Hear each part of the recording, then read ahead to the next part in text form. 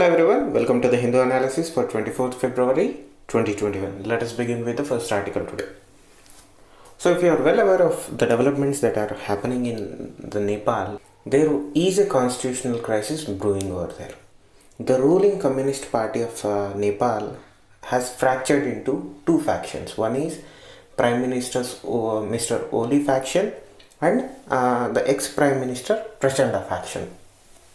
So this fracture in the Communist Party of Nepal resulted in Mr. Oli taking the drastic decision of dissolving the lower house of the Nepali parliament. Through a cabinet decision, he announced the dissolution of the lower house or the House of Representatives of Nepal parliament. This resolution was passed by the President of Nepal also, and the house was dissolved. This action taken by the Prime Minister of Nepal, Mr. Oli, was challenged by Mr. Prachanda in the Supreme Court of Nepal.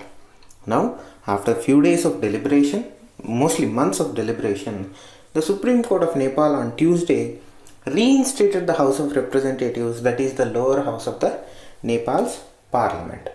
This is a huge win for the Prachanda faction and for the total normalcy or restoration of democracy in Nepal. Now, when everybody thought that there is a total democracy in Nepal and the democracy is stable to sustain and thrive, these actions by Mr. Oli jeopardized the entire process of the democratic system in the Nepal nation. Many important scholars and researchers from all facets of society were worried that there might be a danger or threat to democracy or the democratic norms in Nepal. But through the verdict of the Supreme Court, it seems that there is a great chance for restoration of normal democratic institutions and discourse in Nepali nation. Now, a special constitution bench of the Supreme Court declared the verdict in response to 13 writ petitions and ordered that the 275 member house should convene within 13 days. As I said, most of the people, most of the politicians, most of the researchers, scholars who represent various sections of the society of the Nepal are very happy that the Supreme Court decision has come at a right time without any further delay. Now, as far as the former Prime Minister is concerned, Baburam, he said that the verdict would help build better Delhi-Kathmandu ties. Coming to the next article, vaccine rollout for older people soon, Health Ministry. So we are in the next stages of rollout of vaccine for general population. This is the phase 3 aspect of the inoculation drive in India. The first phase was for healthcare workers and frontline workers. Now, few days back, our health minister has clearly indicated that we are going to roll out vaccination for 50 plus years category of Indian population, meaning whoever is 50 plus years old will be inoculated with coronavirus vaccine in order to protect them from the virus itself. Now we have few more details addressing the third phase of inoculation drive in India. Through this announcement, the government has clearly indicated that in the next phase, that is in mass phase of inoculation of coronavirus vaccine, private players will play an important and huge role. Currently, we are using only 10 to 20% of private players or private facilities to inoculate healthcare workers and frontline workers. If the coronavirus vaccination drive wants to succeed, the participation percentage must go beyond 20%. It may also need to be of 100%. We have to involve the private sector in order to achieve high percentage of vaccination and to develop and to prevent the second wave of coronavirus vaccines. So accordingly, this seems to be on the minds of the health ministry also, because they said that in coming days more private sector hospitals will be utilized to increase the vaccination coverage and speed. As far as the recent surges in cases, it clearly indicates that we have more than one strain that is loose in India. We are already aware of the UK strain, the South African strain, the Brazilian strain. But we have also some local strains that have mutated in India. Those are the N440K and E484Q. These were detected in the country. The source is still not clear from where these strains had come from, but we are still performing genome sequencing and further research into identifying the sources of these new mutations. There seems to be no direct correlation between the recent spike in number of cases from Kerala, Maharashtra and few other states with the new detection of new variants of the mutated coronavirus, particularly from United Kingdom, Brazil and South Africa. As far as the study, 75% of the active cases that are reported in the entirety of India are mainly from Maharashtra and Kerala. But the ministry has clearly laid out its guidelines that people should not abandon the COVID appropriate behavior. That is, wearing your masks, washing your hands, staying 6 feet away from one another. Coming to the next article, schools told to sensitize students on cyberbullying. Since the beginning of coronavirus, one of the positive aspects and the negative aspects of education system is that it evolved into virtual classrooms. While we are very happy that the access to education has reached new heights in India, the darker side of virtual education has turned its ugly head, that is cyberbullying. What is cyberbullying? Cyberbullying or cyber harassment is a form of bullying or harassment using electronic means. You are trying to harass somebody, you are trying to make somebody feel bad, that is cyberbullying. Instead of a physical bullying that children face in school on a daily basis, it has turned into cyberbullying where people are using digital classrooms and virtual classrooms to make children feel bad. So that is what cyberbullying is. So yesterday the Delhi government, that is Department of Education of Delhi government, issued guidelines on this initiative taken by the Department of Education of the Delhi government is a positive step towards addressing the cyberbullying issue. Though this is one state, it has to be hoped that these measures must be adopted or replicated in other states where digital literacy rate is lower. So we already have guidelines called Safe Online Learning in Times of COVID-19 guidelines, which were developed by NCERT with UNESCO. These guidelines are not publicized by either state governments nor the central government. The publicization of these guidelines are limited to non-existent in certain cases. You have to ensure that both the children and the parents and the teachers are aware of cyberbullying and how it is done and how to prevent it. So that is one positive step towards protecting students in certain cases and protecting parents from the fallout of children facing cyberbullying. So the Delhi government accordingly issued a circular to all the heads of schools to educate students and their parents about the safe use of internet, sensitize them about cyberbullying and online threats as they continue to attend online classes due to pandemic. This is a positive step. It has to be replicated in the other states. Coming to the next article, a new peak. So one of the first things that you have to notice is in the past few articles, a few days and the earlier article we were discussing about the rise in number of cases in the states of Maharashtra and Kerala. Though the numbers are pretty low, but they are significantly higher compared to the September 2020 numbers. Since September 2020, India has been experiencing a steady decline in number of reported cases of coronavirus. Now suddenly the numbers seems to be increasing on a day by day basis. This is little bit alarming considering that India is still at nascent stages of immunization through vaccines or through herd immunity. Recently, the central government of India conducted a third Sero survey in India. According to the third Sero survey, it found that only 21.5% of the Indian population has been infected, leaving out majority of 79% of Indian population still vulnerable to the coronavirus infections.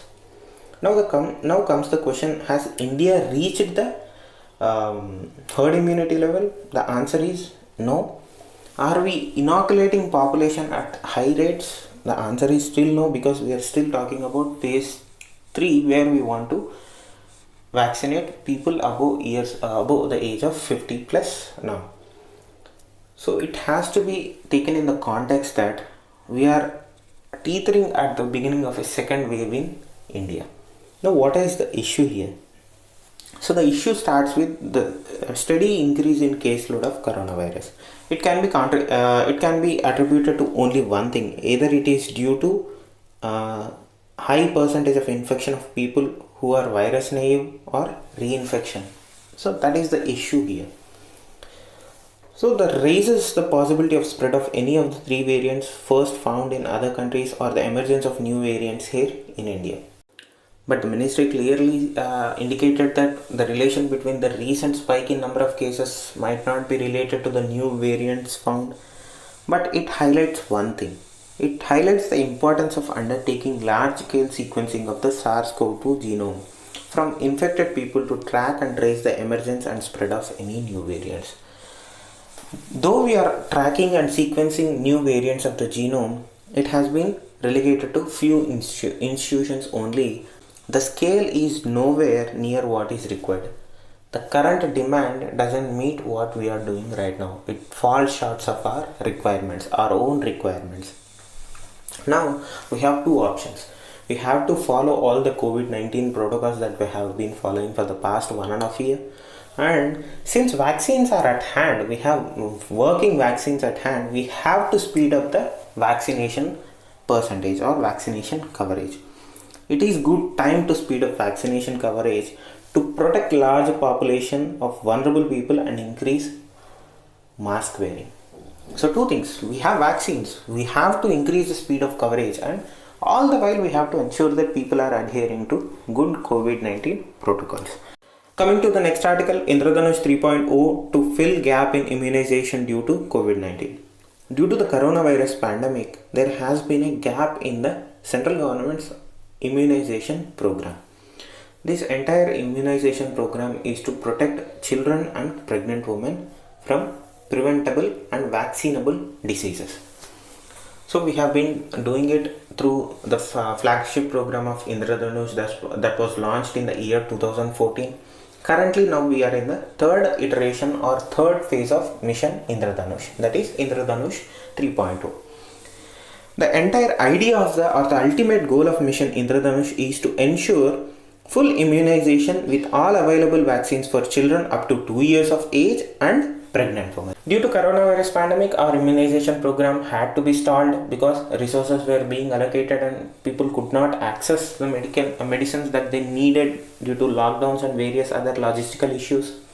Now, the government is trying to fill the gap that was created by the coronavirus pandemic. In this, the 3.0 campaign will be done in two phases. Each phase will have 15 days, meaning in 15 days slots they are going to immunize children below 2 years of age and pregnant women in designated areas and designated centers.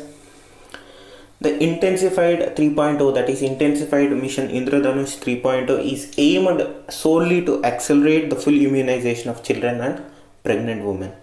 Remember, Mission Indradhanush was launched in 2014. Its sole aim is to vaccinate or ensure full immunization with all available vaccines for children up to 2 years of age and pregnant women. Coming to the next article, terrorism is a crime against humanity.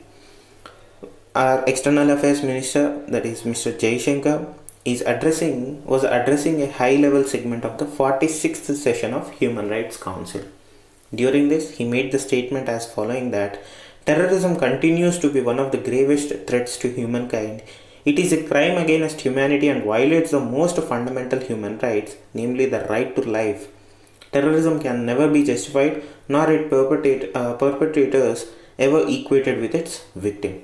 This is in correlation to how India has been victim of terrorism or cross-border terrorism, particularly for the past few decades. He also iterated that human rights agenda in the world is facing a major challenge from terrorism and expressed India's desire to work with other members of Human Rights Council. This speech comes in a time when recently certain observations were made by the special rapporteurs on minority issues and freedom of religion or belief on apparent erosions of right in Kashmir and rest of India. This report was particularly very critical of Indian actions and was accusing India of foregoing freedom of its citizens in the union territories of Jammu and Kashmir and other states of India, particularly in terms of minorities' rights. His entire this entire speech, or his entire theme of his speech, was directed towards addressing those allegations and ensuring that, or reassuring the world that India is the foremost upholder of human rights, by highlighting that an important component of our constitution is enshrined in the fundamental rights that have been given to the people of India.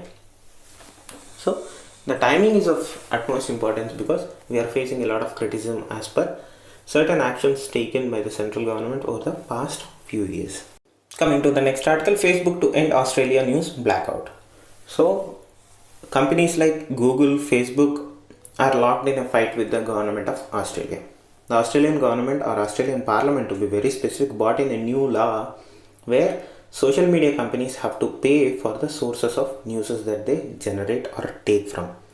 So if you know, social media, most of the people in the world get their news from social media websites. Either it may be Google, either it may be Facebook, either it may be Twitter.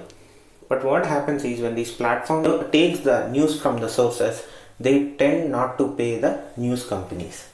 Now, Australia wanted to ensure that whatever the news that Facebook, Google, Twitter were taking from the news outlets, they wanted to compensate for the services. So the Australian government brought in a law which ensured that Facebook, Google and other social media companies paid for the news that they were using. In the negotiations, Facebook announced that they are going to block users from sharing news articles in Australia. To its credit, the Australian government also took a stand that they are not going to be bullied by a social media company that happened to be a private company, and it clearly stated that you are operating in our country and you have to follow our rules and laws. Now, the Australian government and the social media companies have reached an agreement where the Australian government agreed that they are going to make few amendments to the law that they brought in, while the social media companies are going to start paying for the news that they are taking from the news websites and newspapers.